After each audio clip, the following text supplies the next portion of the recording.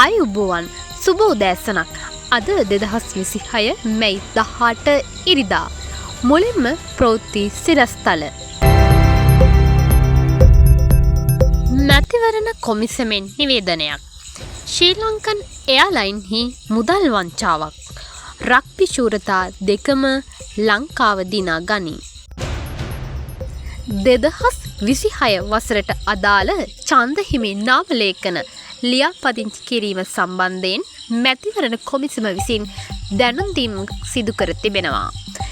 ඒ අනුව මේ වසරට අදාළ ලේඛනයට ඇතුළත් වී නොමැති හෝ ලිපිනයෙහි නමෙහි හැඳුනුම්පතෙහි සංශෝධනය ඇති 2009-2-1 පෙර උපන් අය තම ග්‍රාම නිලධාරී කාර්යාලයෙන් ඒ බව විමසීමක් සිදු කළ යුතුයි.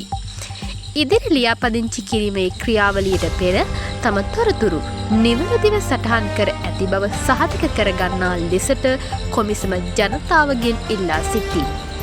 ඒ අනුව මැතිවරණ කොමිසමේ නිල වෙබ් අඩවිය වෙත පිවිස සිය තොරතුරු නිවැරදි දැයි පරීක්ෂා කළ හැකියි.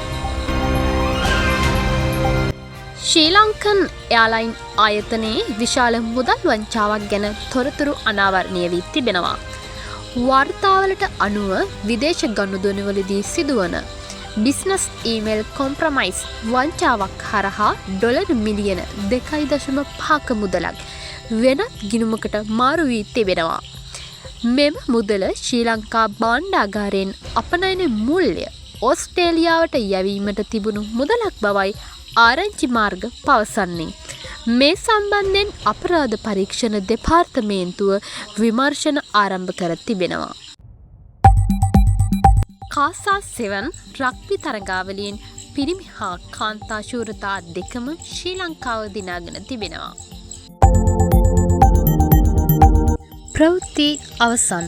හෙට උදෑසන 5:30ට නැවත හමුවෙමු. ආයුබෝවන්.